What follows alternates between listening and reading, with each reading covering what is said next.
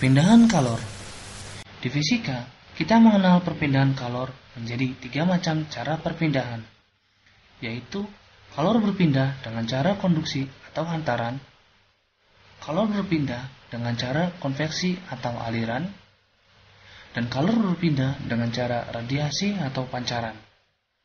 3 cara perpindahan ini bisa terjadi secara sendiri-sendiri atau terjadi secara bersamaan.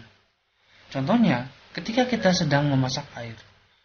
Pada peristiwa tersebut, terdapat 3 cara perpindahan kalor, yaitu konduksi pada seluruh permukaan logam, kemudian perpindahan dengan cara konveksi, yaitu pada aliran air yang sedang dimasak, kemudian ada radiasi atau pancaran, yaitu panas udara di sekitar api. Mari kita bahas satu persatu.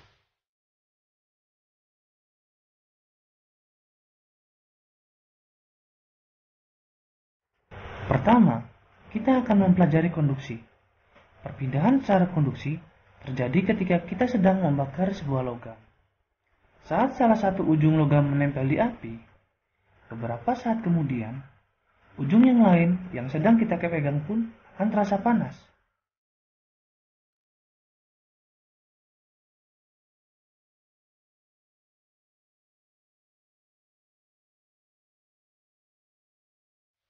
Pada peristiwa ini, ada kalor yang berpindah melalui logam, sehingga kalor tersebut sampai pada ujung logam yang kita pegang.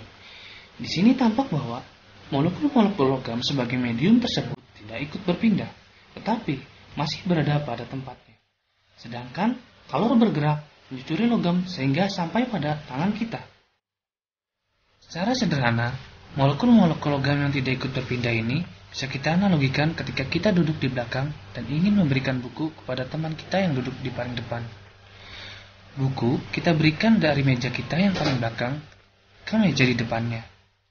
Begitu seterusnya, sehingga sampai pada teman kita yang paling depan. Peristiwa semacam ini disebut konduksi. Konduksi adalah peristiwa perpindahan kalor tanpa disertai perpindahan medium-medium pengantarnya.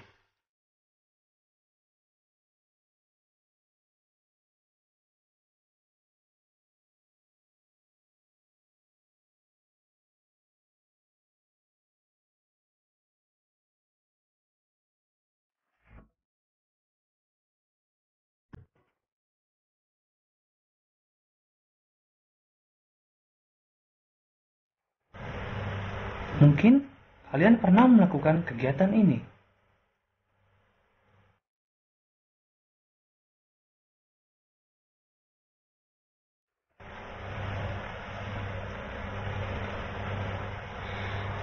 Apa yang sebenarnya terjadi hingga air dapat mendidih? Mendidih sebenarnya adalah proses pergerakan dari air panas dan air dingin. Ketika air dipanaskan, bagian air yang paling bawah akan panas, sehingga massa jenis air tersebut menjadi turun. Akibatnya, massa jenis air bagian atas akan lebih berat, yang mengakibatkan air bagian atas turun ke bawah. Setelah hal ini terjadi, air yang di bawah dipanaskan lagi dan mengakibatkan suhunya naik. Sementara yang bagian atas yang semula panas mulai dingin kembali. Akibatnya, terjadi perputaran air yang semula di atas menjadi di bawah, dan semula di bawah naik ke atas. Begitupun seterusnya.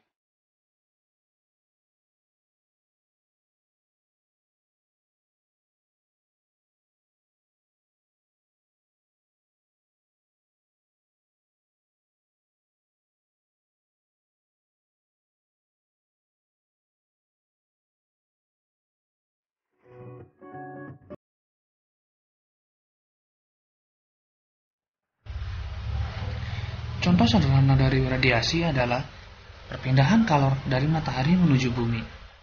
Sebelumnya, kita telah mengetahui bahwa pada perpindahan kalor secara konduksi atau konveksi, keduanya membutuhkan medium.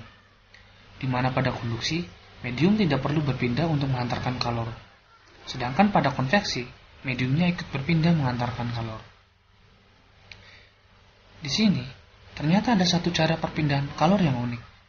Karena ketika matahari memancarkan kalornya sampai ke bumi, kalor dari matahari tersebut melewati sebuah ruang hampa. Artinya, Di sana tidak ada medium apapun. Namun, kita bisa merasakan perpindahan kalor dari matahari menuju bumi. Hal ini yang disebut perpindahan kalor secara radiasi, yang berarti perpindahan kalor tanpa melalui medium.